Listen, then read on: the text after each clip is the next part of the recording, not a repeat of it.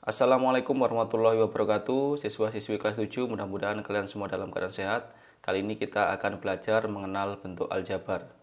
Apa yang dimaksud dengan bentuk aljabar? Bentuk aljabar adalah suatu bentuk matematika yang dalam penyajiannya memuat huruf-huruf untuk mewakili bilangan yang belum diketahui. Bentuk aljabar terdapat unsur-unsur aljabar, meliputi variabel, koefisien, dan konstanta. Misalkan ada bentuk aljabar 2x ditambah 5. Bentuk aljabar ini terdiri dari dua suku. Yang pertama adalah 2x. Kemudian suku yang kedua adalah 5. Pada suku yang pertama terdapat huruf x. X ini disebut sebagai variabel atau peubah. Apa pengertian variabel itu? Variabel adalah lambang pengganti suatu bilangan yang belum diketahui. Jadi, X di sini fungsinya adalah sebagai pengganti dari suatu bilangan yang belum diketahui. Kemudian, variabel biasanya dilambangkan dengan huruf kecil, A, B, C, dan seterusnya sampai dengan Z. Dan yang paling sering digunakan adalah huruf X dan huruf Y. Kemudian pada suku pertama, selain ada variabel X, ada juga bilangan 2. Bilangan 2 yang posisinya berada di depan variabel disebut sebagai koefisien. Koefisien pada bentuk aljabar adalah bilangan pada suku aljabar yang memuat variabel. Jadi, jika ada suku dalam bentuk aljabar yang terdiri dari bilangan dan huruf, maka bilangannya disebut sebagai koefisien dan hurufnya adalah variabel. Kemudian pada suku kedua, di sini cuma ada bilangan 5, tidak diikuti variabel atau tidak diikuti oleh huruf. 5 ini maka disebut sebagai konstanta. Karena pengertian suatu konstanta adalah suku dari suatu bentuk aljabar yang berupa bilangan dan tidak memuat variabel. Sekali lagi, bentuk aljabar 2x ditambah 5 ini terdiri dari dua suku. Suku yang pertama adalah 2x, suku yang kedua adalah 5. Pada suku yang pertama terdiri dari bilangan dan huruf. Huruf di situ disebut sebagai variabel atau peubah, sebagai lambang pengganti dari suatu bilangan yang belum diketahui. Kemudian bilangannya disebut sebagai koefisien. Sedangkan pada suku kedua hanya terdiri dari bilangan saja dan tidak diikuti variabel. Jika hanya terdiri dari bilangan saja semacam ini, maka disebut sebagai konstanta. Untuk lebih jelasnya, perhatikan contoh soal berikut ini. Misalkan dari bentuk aljabar berikut ini, tentukan variabelnya, koefisiennya, dan konstantanya. Contoh yang pertama, bentuk aljabarnya adalah 3x ditambah 8. Maka jawabannya, kalau kita perhatikan, bentuk aljabar 3x ditambah 8 ini terdiri dari dua suku. Yang pertama 3x, yang kedua adalah 8. Kita bahas dulu suku yang pertama. Pada suku yang pertama ada huruf x, maka x itu berfungsi sebagai variabel. Maka variabelnya adalah x. Kemudian bilangan yang diikuti variabel atau bilangan yang ada di depan variabel ini adalah koefisien. Jadi, bentuk aljabar 3x plus 8, koefisiennya adalah 3. 3 ini disebut koefisien dari x, karena dia diikuti oleh variabel x. Kemudian, suku yang kedua, yaitu 8, tidak diikuti variabel, maka itu disebut sebagai konstanta. Jadi, konstantanya adalah 8. Contoh berikutnya yang B, bentuk aljabarnya adalah negatif 5y ditambah 3. Maka jawabannya adalah, pada suku yang pertama ada huruf y. Maka y itu berfungsi sebagai variabelnya. Jadi dalam bentuk aljabar, negatif 5y ditambah 3, variabelnya adalah y. Kemudian di depan y ada negatif 5. Negatif 5 ini yang bersama dengan variabel adalah koefisien. Sehingga koefisiennya dari y adalah negatif 5. Dan 3 yang tanpa variabel itu adalah konstanta, maka konstantanya adalah 3. Contoh berikutnya, Bentuk aljabar 3X dikurangi 8Y dikurangi 12. Ada 3 suku dalam bentuk aljabar ini. Yang pertama 3X, yang kedua 8Y, yang ketiga negatif 12. Maka jawabannya, yang pertama kita cari dulu variabelnya atau huruf-huruf yang ada pada bentuk aljabar ini. Di sini ada 2 huruf yaitu X dan Y. Dua-duanya ini adalah variabel. Jadi variabelnya adalah X dan Y. Kemudian variabel di sini tentunya ada koefisiennya. Yang pertama adalah 3. 3 itu diikuti oleh variabel X. Maka 3 ini menjadi koefisien dari X. Sehingga koefisien dari X adalah 3. Kemudian selain 3 juga ada negatif 8. Jadi tanda kurang ini ikut sebagai tanda negatif dari koefisiennya Y. Sehingga koefisiennya dari Y adalah negatif 8. Kemudian bilangan yang tersisa ini yang tidak diikuti variabel adalah konstanta. Dan tanda kurang itu menjadi tanda negatif dari 12 ini. Sehingga konstantanya adalah negatif 12.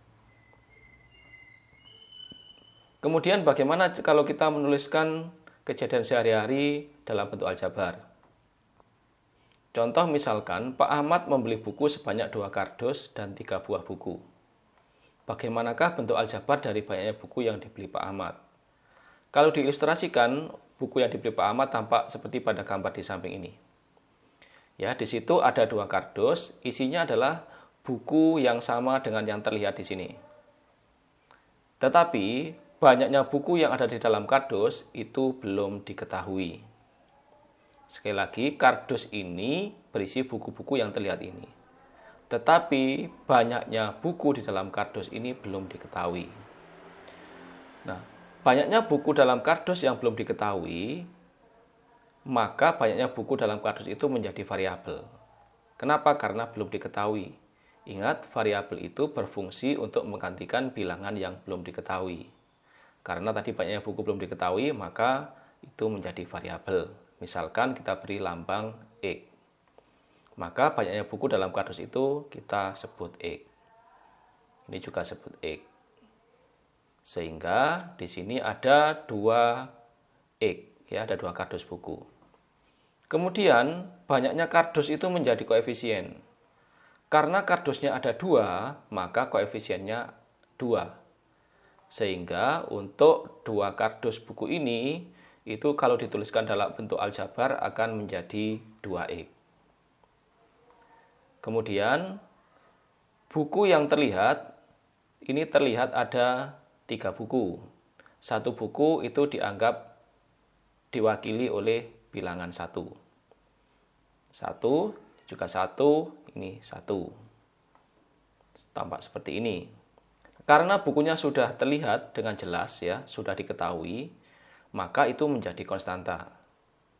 Karena di sini terlihat ada 3 buku, maka konstantanya adalah 3. Jadi 3 buku ini kalau dituliskan dalam bentuk matematika atau kalimat matematika akan menjadi bilangan 3 atau konstanta 3. Sehingga buku yang dibeli Pak Ahmad ini keseluruhan kalau mau dituliskan dalam bentuk aljabar akan menjadi 2X ditambah dengan 3 ini. Jadi kesimpulannya bentuk aljabar dari banyaknya buku yang dibeli Pak Ahmad adalah 2X ditambah 3. 2X tadi berasal dari 2 kardus, ya. X ini mewakili banyaknya buku dalam kardus yang belum diketahui. Dan 2 ini mewakili banyaknya kardus. Sedangkan 3 ini mewakili banyaknya buku yang sudah diketahui, yaitu ada 3 yang ada di luar kardus. Berikutnya perhatikan contoh ini. Ada gambar, kemudian kita disuruh menuliskan bentuk aljabarnya. Ya. Untuk yang nomor 1, di situ terdapat 2 bola. Jelas terlihat 2 bola. Maka ini langsung menjadi konstanta 2, ya. Bentuk aljabarnya cuma 2 saja karena sudah jelas terlihat di situ ada 2 bola. Kemudian nomor 2, ada 1 kotak bola. Jadi dalam kotak ini itu berisi bola-bola basket semacam ini. Tetapi kita tidak tahu ada berapa banyak bola di dalam kotak itu. Karena belum diketahui, maka ini menjadi variabel. Sebut saja X. Karena kotaknya cuma satu, maka koefisiennya 1. Sehingga akan menjadi 1X, ditulis X saja. Jadi X saja itu artinya adalah 1X. Kemudian nomor 3, ada 2 kotak bola. Masing-masing kotak banyaknya bola belum diketahui. Sehingga kotak yang pertama disebut X, kotak yang kedua disebut X. Kenapa kok sama-sama X? Karena kotaknya sama. Tentu isinya bola juga sama. Cuma belum diketahui. Nah, karena sekarang banyak kotaknya ada 2, maka 2 itu menjadi koefisien. Sehingga nomor 3 ini kalau ditulis dalam bentuk aljabar menjadi 2X. 2 itu menyatakan banyaknya kotaknya, X menyatakan banyaknya bola yang ada di dalam setiap kotak. Nomor 4, ada 2 kotak, berarti ada X dan ada X, berarti itu 2X. Kemudian ditambah, yang tampak ada 4 bola. Kalau sudah tampak seperti ini maka menjadi konstanta. Sehingga bentuk aljabar untuk nomor 4 itu menjadi 2X ditambah 4. Kemudian nomor 5. Tadi banyaknya bola dalam kotak sudah kita simbolkan dengan variabel X. Ada X, ada X, berarti ada 2X. Kemudian ternyata ada lagi tabung ya. Tabung ini juga berisi bola, banyaknya belum diketahui. Nah, banyaknya bola dalam kotak juga belum diketahui, banyaknya bola dalam tabung juga belum diketahui.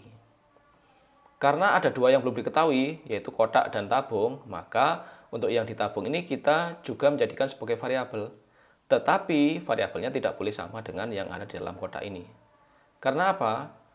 Isinya kotak belum tentu sama dengan isinya tabung. Jadi banyaknya bola dalam kotak belum tentu sama dengan banyaknya bola dalam tabung. Sehingga kalau kita akan menjadikan banyaknya bola dalam tabung ini sebagai variabel, itu harus pakai huruf yang lain. Tidak boleh menggunakan X ya, karena tidak sama. Maka sebut saja adalah Y. Nah, tabungnya cuma 1, berarti Y-nya ada 1. Koefisiennya berarti 1 ya. Ini sudah jelas 2X berarti ditambah dengan Y. Kemudian bola yang sudah tampak di sini sebanyak 4. Sehingga bentuk aljabar dari nomor 5 ini adalah 2X ditambah Y ditambah lagi dengan 4. Untuk nomor 6, banyak bola dalam kotak tadi kita sebut X. X dan X. Ada 2 kotak berarti 2X.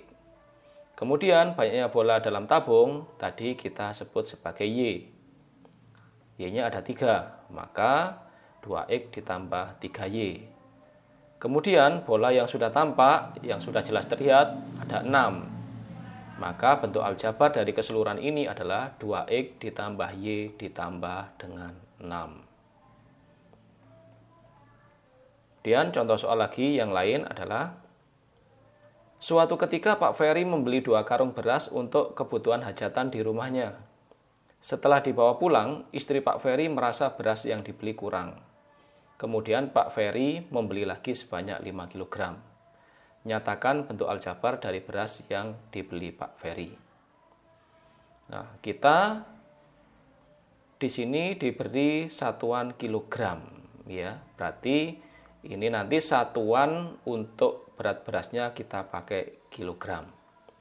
Maka jawabannya, yang pertama kita cari poin penting yang ada dalam soal ini ya, yaitu berat beras yang dibeli Pak Ferry. Yang pertama, Pak Ferry membeli 2 karung beras. 2 karung itu belum diketahui masing-masing karung itu berat berasnya berapa. Ingat tadi ya, sesuatu yang belum diketahui itu disimbolkan dengan huruf menjadi variabel. Misalkan berat dalam 1 karung beras itu kita simbolkan dengan X. Karena belum diketahui beratnya berapa, ya kan? Kemudian karena 2 karung, maka bentuk aljabarnya adalah 2X. Kemudian karena istri Pak Ferry merasa beras yang dibeli kurang, kemudian Pak Ferry membeli lagi. Kalau membeli lagi berarti kan ditambah. Ditambah yang sudah jelas beratnya yaitu 5 kg. Jadi sudah jelas. Di sini adalah konstanta ya, sudah langsung ada bilangan 5. Sehingga banyaknya beras yang dibeli Pak Ferry kalau dituliskan dalam bentuk aljabar adalah 2X, 2 karung tadi ditambah dengan 5. Jadi bentuk aljabar dari beras yang dibeli Pak Ferry adalah 2X ditambah 5. Contoh selanjutnya, Pak Denny membeli 3 gelondong kain untuk keperluan menjahit baju seragam pesanan sekolah SMP Semangat 45. Setelah semua seragam berhasil dijahit, ternyata kain masih tersisa 4 meter. Nyatakan bentuk aljabar kain yang digunakan untuk menjahit. Ingat ya, yang dinyatakan dalam bentuk aljabar adalah kain yang digunakan. Jadi kain yang digunakan untuk menjahit, kain yang terpakai. Maka jawabannya, yang pertama, Pak Denny membeli 3 gelondong. Nah, di sini satuan panjangnya kain adalah meter. Di sini gelondong. Gelondong itu berarti berapa meternya tidak tahu. Maka yang tidak diketahui itu sebagai variabel. Sebut saja X. Ya. Karena 3 gelondong, maka bentuk aljabarnya adalah 3X. Kemudian setelah dijahit, ternyata masih tersisa 4 meter. Tersisa itu berarti kan tidak terjahit. Jadi 3 gelondong ini semuanya tidak terjahit. Masih ada sisa 4 meter. Jadi yang dijahit itu kurang dari 3 gelondong. 3 gelondong kurang berapa? Kurang 4 meter. Ya, karena 4 meter ini tidak terjahit atau sebagai sisa. Nah, karena ini tidak terjahit, berarti nanti bentuk aljabarnya adalah bukan 3X ditambah 4, tetapi 3X dikurangi 4. Ya, karena yang terjahit itu 3 gelondong, itu masih sisa 4 meter. Ingat ya, kalau harus membeli lagi itu berarti ditambah, tapi ini justru masih tersisa maka dikurangi ya. Sehingga bentuk aljabarnya adalah 3X dikurangi 4. 3 ini adalah banyaknya gelondongnya, X ini menyatakan panjang kain dalam gelondong itu, kemudian 4 ini adalah 4 meter. Jadi bentuk aljabar dari kain yang digunakan untuk menjahit adalah 3X dikurangi 4. Berikutnya ada gambar denah. Ya, di sini gambar denah blok-blok perumahan ya. Ini kalau dilihat dari atas atau dari satelit ya. Ada satu blok, isinya ada rumah, ada tanaman dan sebagainya ya. Satu peta ini satu blok. Denah tersebut menunjukkan jalur angkutan umum dalam suatu kota. Nyatakan rute berikut dalam bentuk aljabar. Rute yang dimaksud adalah rute 1, 2, 3, 4. Nah, di sini kan sudah ada tanda 1, 2, 3, 4, 5, 6. Rute yang diminta adalah rute 1, 2, 3, 4. Berarti kita mulai dari 1, ya, mulai dari 1 menuju ke 4 lewat 2 dan 3. Jadi dari 1 ini menuju 2, 2-nya di sini. Berarti kita lewat rute yang bawah sini. Melalui 2, kemudian melalui 3, dan terakhir sampai ke 4. Jadi rute yang diambil adalah rute yang bawah ini. Kemudian ini disuruh menuliskan bentuk aljabar. Keterangannya di sini adalah jarak yang dilewati untuk tiap blok ke samping, baik ke kiri atau ke kanan, itu adalah X. Jadi belum diketahui berapa meter, cuma di situ diberitahu bahwa untuk blok ke samping itu adalah, satu blok itu adalah X. Ini kan tampak sama semua jaraknya tiap blok ya. Jadi semuanya X kalau ke samping kiri atau ke samping kanan. Kemudian untuk yang ke atas atau ke bawah itu dalam satu blok, jarak yang dilalui dalam satu blok itu disebut dengan Y. Ingat, kalau ke samping kiri atau kanan X, ke atas atau ke bawah adalah Y. Nah, kita lihat jalur kita dari 1 menuju ke 4 lewat 2 dan 3. Maka jawabannya kita mulai dari nomor 1 kita mau menuju ke 2 ya, dari 1 menuju ke 2, ikut jalur ini. Nah, berarti kita berjalan ke samping, satu blok berarti X ya, ini satu blok. Kemudian satu blok lagi berarti X. Samping lagi. Kemudian kita ke atas. Ingat kalau ke atas adalah Y. Nanti ke atas satu blok ini adalah Y. Sudah sampai sini.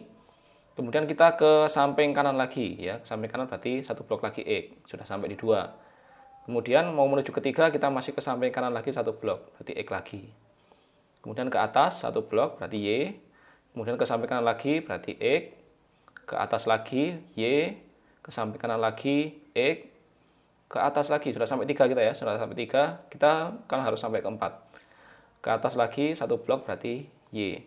Ke kiri ya, ke kiri berarti X. Ini kan kanan kiri adalah X ya. Kemudian sudah sampai sini. Kemudian kalau menuju ke 4 kita naik ya, naik 1 blok berarti Y. Kita kurang 1 blok lagi, ke atas lagi Y lagi. Nah, sudah sampai di 4. Nah, rute yang kita lewati ini itu berapa X dan berapa Y. Kita tinggal menghitung saja ya. Di sini X-nya adalah 1, 2, 3, 4, 5, 6, 7. Jadi kita melewati jarak 7X ya, ke samping 7X. Maka bentuk aljabarnya adalah 7X. Di samping 7X kita juga tadi melewati Y ya. Blok yang ke atas atau ke bawah itu jaraknya adalah Y. Y-nya kita hitung 1, 2, 3, 4, 5, 6. Ada 6. Berarti bentuk aljabarnya adalah dari rute yang dilewati angkutan kota itu dari 1 menuju ke 4 lewat 2 dan 3 adalah 7X ditambah 6Y. Nah, jadi anak sekalian itu adalah rute kalau kita mulai dari 1 menuju ke 4. Nah, nanti kalian bisa mencoba untuk rute dari 1 menuju ke 4, tapi lewat 6 dan lewat 5. Nanti kalian buat bentuk aljabarnya, ya, berapa X dan berapa Y. Bisa kalian tulis di kolom komentar. Untuk denah ini ada di buku cetak kelas 7 kurikulum 2013. Kalian cari. Kalian coba bentuk aljabarnya kalau dari 1 menuju ke 4 lewat jalur 6 dan 5. Ada berapa X dan berapa Y. Tulis bentuk aljabarnya dalam kolom komentar. Demikian anak-anak sekalian pembelajaran kali ini tentang mengenal bentuk aljabar. Mudah-mudahan kalian bisa memahami dan ini menjadi ilmu yang bermanfaat. Terima kasih atas perhatiannya. Saya akhiri. Assalamualaikum warahmatullahi wabarakatuh.